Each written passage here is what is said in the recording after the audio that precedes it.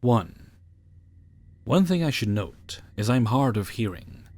Not really enough to need aids or know any form of sign language, but I have trouble making out and identifying sound unless it's very distinct or loud. I busted one eardrum open, and it didn't heal 100%. Allergy season isn't helping. I'm also a 5'3", slightly chubby female, not a ton of muscle to speak of. It was about 11 p.m. and I just traded tills with my coworker and started walking home. I'm scrolling through my phone aimlessly while trying to eat a sandwich from earlier. I usually like to admire the night and my walk. I also usually have my headphones in to give ambience, so I can kind of relax and come out of customer service drone mode. But tonight, I just scrolled. I've been having crackling in my ears all night from the snot endlessly dripping from the void that is my sinuses. So I didn't notice it at first. Right as I was directly next to a tree, I looked over to a man decked out in full camo, crawled in the trees. It took me by surprise, but I kept my pace even. From what I saw, this dude had a camo hat, scarf, and jacket on. Couldn't tell color. I couldn't see his face beyond a scruffed chin. But it looked like he was trying to climb this tiny sapling by the road, and was bouncing on it. Humping it? I don't know. He started calling out to me, "Hey, where are you going? What you doing, honey?" And other similar presses that weren't necessarily the type of thing I'd call threatening. It sounded like he'd moved to follow me, but I never ironically heard the sound of his footsteps. I can make out the steady whap, whap, whap of shoes on pavement. But I heard his weight shift and a branch snap, but nothing else. He stopped shaking the tree and went quiet as I put my phone to my ear, as I debated calling someone, and pretended to actually call them. I made it around the corner, ready to bolt at any second. I snuck glances behind me, and was never followed. From that intersection, it's just road. Nothing to hide in or behind, so I walked briskly across the street and stopped behind a sign. I dug my pocket knife and mace out of my backpack and scolded myself for not having them in my pocket already. What use are they buried? I look up and see another dude at the bus stop. In my experience, they're usually homeless and hassle you. So I toss my bag on, secure my weapons, and plan how I'm going to punch this motherfucker in the face with my sandwich. I was eating it on my way, remember, and whip out the knife and plant it in his stomach. Because you can't mace a guy who has a sandwich in his face, was my logic. But I was ready. I squished the end of my sandwich tightly and let my hand swing freely, and I walked. My keys were so loud against the night, they were a frickin' battle cry. Dread built in my chest with anxiety over the last few minutes still with me. I walked. As I got close to him, he tilted his head to the right, and through the glass I saw a set of wireless headphones. What? He didn't notice me until I was well into his sight. He was looking down at his phone. It was just some dude. And I walk away laughing from all that anxiety for nothing. But really though, that guy in the camo, he could have stayed silent and jumped me. He could have done a lot of things because I did not notice him well until it would have been too late. Plus my weapons were of no use to me, and I'm very sore from working out at the gym to build muscle, to be able to defend myself in such situations. I thought about reporting it, but the police wouldn't care. It could be a prank like those videos, but I kinda doubt it. So, creepy camo dude, let's not meet under different circumstances. Or better yet, let's just not meet. And harmless dude at the bus stop. Great way to break the tension, I guess. 2. So this story happened back in 2016. I was 18 and was planning on visiting my girlfriend. We lived in different cities in the UK, so I decided to get a train and visit her for the weekend. The train I caught was slightly earlier than I had booked, but some UK trains have the option for more flexible times, as long as it isn't rush hour. It was 5 a.m. in winter, it was cold, dark, and miserable, and I had just stepped on the platform to wait for it to pull up to the station, when a roughly 60-year-old man came and stood next to me. By next to me, I mean he was literally less than 20 centimeters away, and practically leaning on me despite almost no one else around. So it's not like the area was cramped. He was balding, wore thick-rimmed glasses, with incredibly strong prescriptions by the looks of it. He was significantly taller than me. I'd say he was close to 6'6", but slim and gaunt with coarse graying skin, and had an unusually wide mouth and scraggly beard that looked like it needed a good trim. He was dressed in a black baggy hoodie that was pulled over his head and wore fatigued jeans that looked as if they were close to falling apart at any moment. I stepped away, trying to politely put some distance between us, and fortunately he didn't follow me any further. The train pulled up, and I stepped onto the carriage, found a seat. For reference, I sat in the left side of the train next to the window, put my headphones in, and tried to nap for the duration of my 3-hour journey. The train was mainly empty. A few tired workers slumped in the corners, sleeping off the work from the night before, and a couple of old women chatted quietly between themselves. The journey was mainly painless, and I had mainly forgotten the old man, and couldn't see him either in my carriage or the ones adjacent, so paid the thought of him little attention. It was about an hour into the journey when the train went into a short tunnel. It couldn't have been for more than 20 seconds, but I felt a strong hand grab my right leg. I jerked out of my dazed, half-asleep state, only to find that as the train exited the darkness, the old man was sat directly next to me, still grasping my leg hard enough that it would later leave a light bruise along the thigh. I pulled my leg away and quickly asked him what he thought he was doing. I'm not an intimidating person. A pretty fat teenager that barely reaches 5'8" is never going to be a scary sight. But I put on my most confident and authoritative voice and repeated my question, though this time it was louder and contained a few more choice words for the odd man. I had barely managed to finish the question before he grabbed my face with his hand and slammed my head against the window so that I was pinned in place. Despite my struggles, he easily held me in place and leaned in until he was only inches from my squished face. With a deep baritone voice that seemed to echo around in my brain, he whispered directly into my ear something similar to, "You would be a very nice plaything, little one." I apologize that I can't remember the exact words. The adrenaline that had me freaking out made it difficult to concentrate on things like that.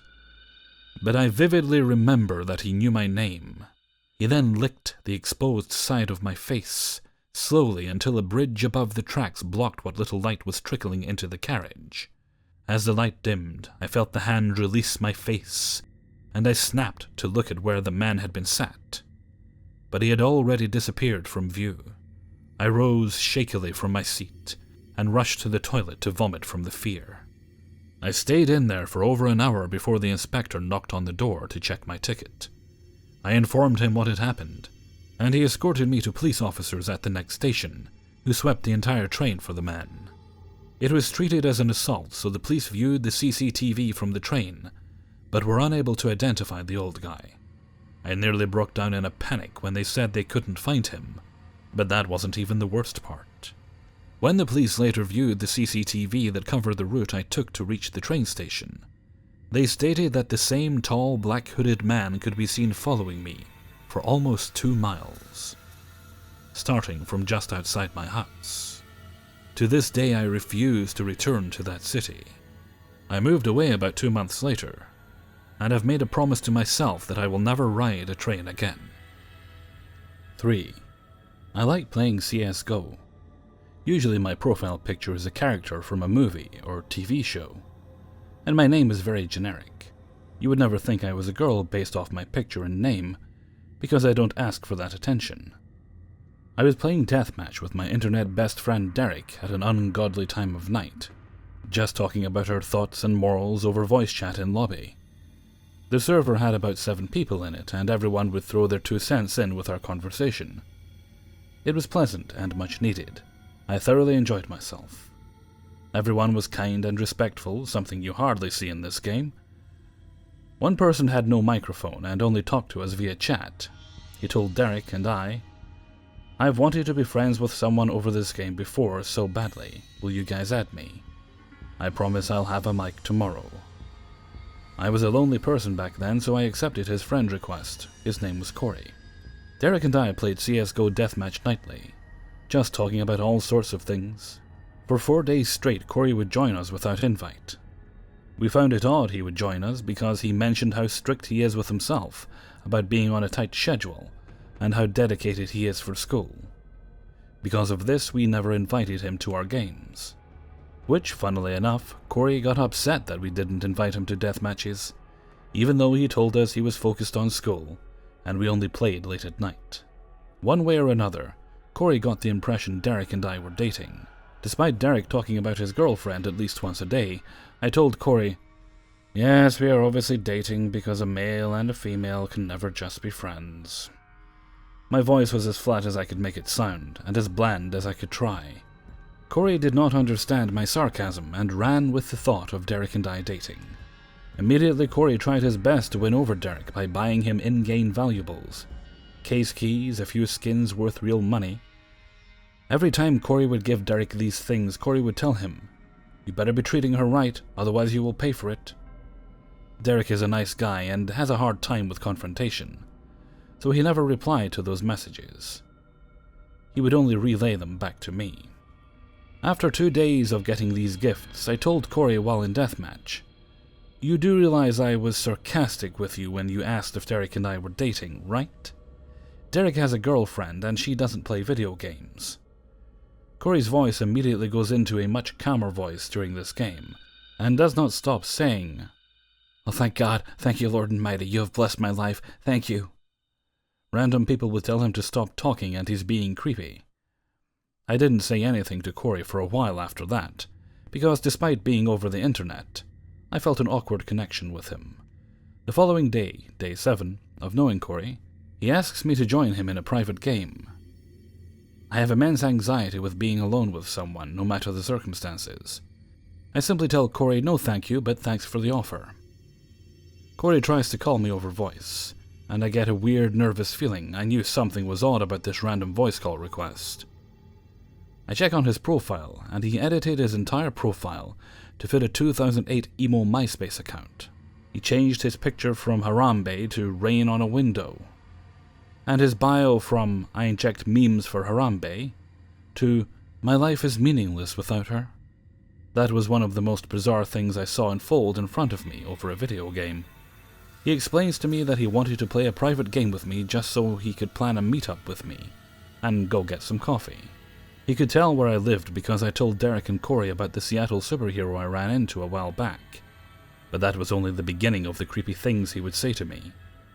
At one point he said, "Your voice makes me trust you." That made my skin crawl. Another time in the middle of a match, he said in front of everyone, "Is your body as smooth as your voice? You sound like a goddess on cake." That made me almost vomit.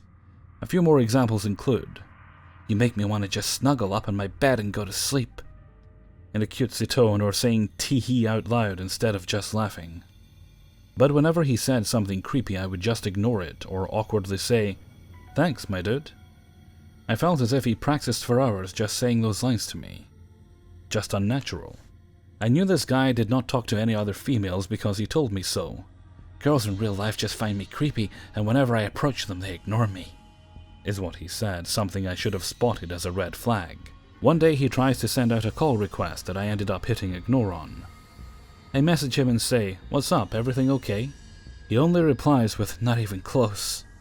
I had no clue what to respond with, so I just waited for a follow-up message. 10 minutes pass by and he spams me with personal questions. "What kind of males are you into? Do you only date tall, skinny men? Do you care what other people think?" I oddly feel guilty, and feel obligated to reply with honest answers. I tell him I care to an extent what people look like. As long as they take care of themselves, I couldn't care what my friends look like. I don't really have a unique type. I just want a healthy-looking guy regardless of height. Why do you ask? He describes to me what he looks like, followed by a total of 10 photos. I never asked for a picture of him. It never crossed my mind to ask him what he looks like. He asks me all sorts of questions related to, am I attractive enough? Am I too skinny? Too short? Do I have good hair? I tell him, "You look nice." He was very skinny, average height, and looked like he took care of himself. A very normal-looking human being. He replies with, "Thanks, you're so sweet, such a lovely girl." I don't message him back, and just launch CSGO because Derek was playing. We play our game of deathmatch and talk about the normal stuff. We make friendly talk with a complete stranger, and at the peak of it, Corey joins. Corey says nothing while we are all playing.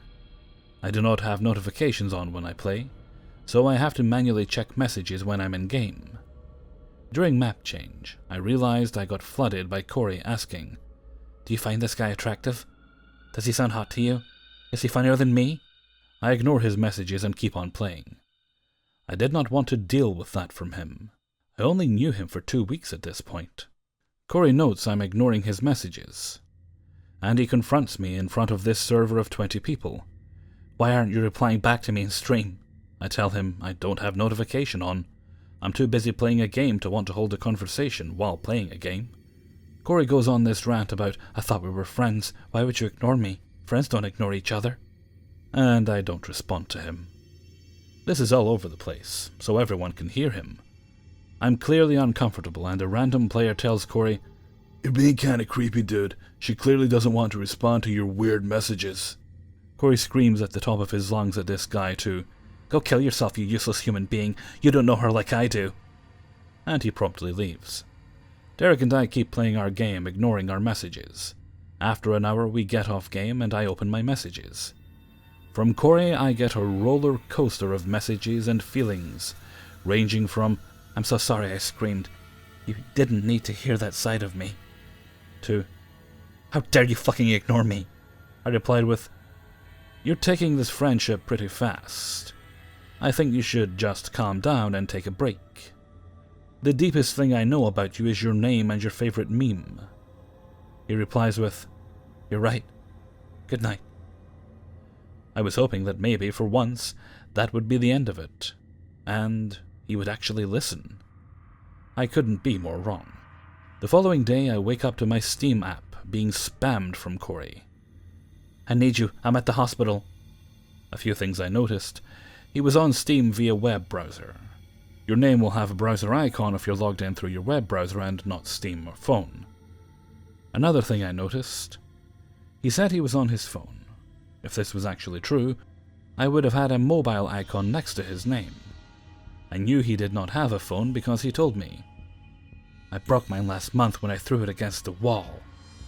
I remember that because I think odd about people who destroy things in moments of anger. I don't mention either of these things to Corey. I figured he was lying because he was in the heat of the moment, and was too scared to tell me the truth. I asked him about why he is there, and his response was, "I don't know, I was puking blood all last night for 8 hours, and my mom and dad took me here. I'm so scared." Again, I was naive and let that slip. I found it odd that his parents would wait so many hours to take him to the hospital while he's puking blood. I didn't tell Corey of my suspicion, though. I wanted to see where this was going. I assure him, "You'll be fine, I'm sure of it." He said without a minute passing, "My parents are talking with the doctor right now and they're crying. I don't know what's going on." I asked, "Why aren't you in there with them?"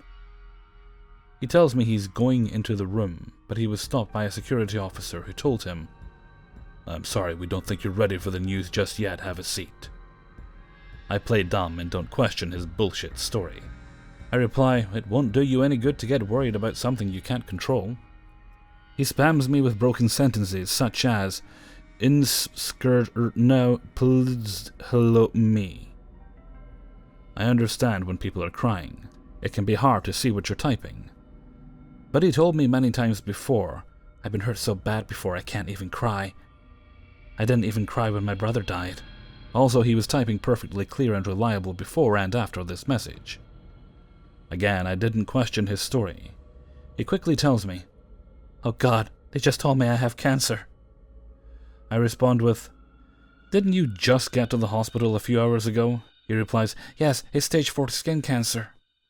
I didn't let him know I thought he was lying, and was currently laughing. I messaged Derek about the situation, and don't reply to Corey for roughly 10 minutes. I open Corey's messages back up and find him explaining to me how he got his skin cancer. He apparently got it from a mole on his chest that he cut off because it was in the way, and it got infected with cancer.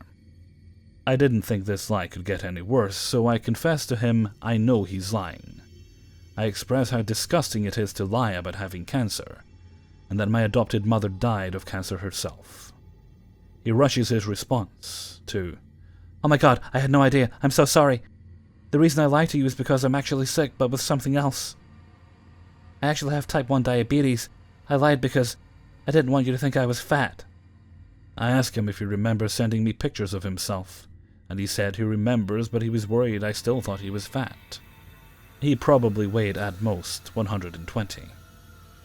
I cut off contact with this guy on everything the same day. Roughly 6 months after deleting Corey, I run into him in real life. I knew it was him because his voice was unique and distinct. Corey never saw what I looked like. I never sent him pictures or posted on my Instagram a selfie. I knew it was Corey, and he looked the same as he did in the photos. This was during Seattle's street fair, but I never thought I would run into this guy. I'm glad he didn't recognize me. I have no idea what I would have done if he did. Hey everybody, Hellfreezer here, and thank you very much for listening to 3 True Scary Stories, episode 313. And thank you very much to everybody who allowed me to use their stories in this video.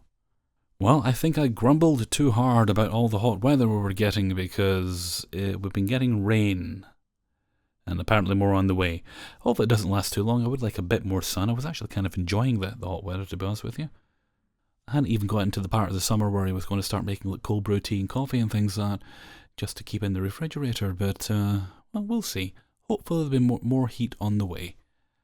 Fingers and toes crossed. Well, fingers crossed, not toes. I might fall over if I do that. Anyway, I'm going to head off for now.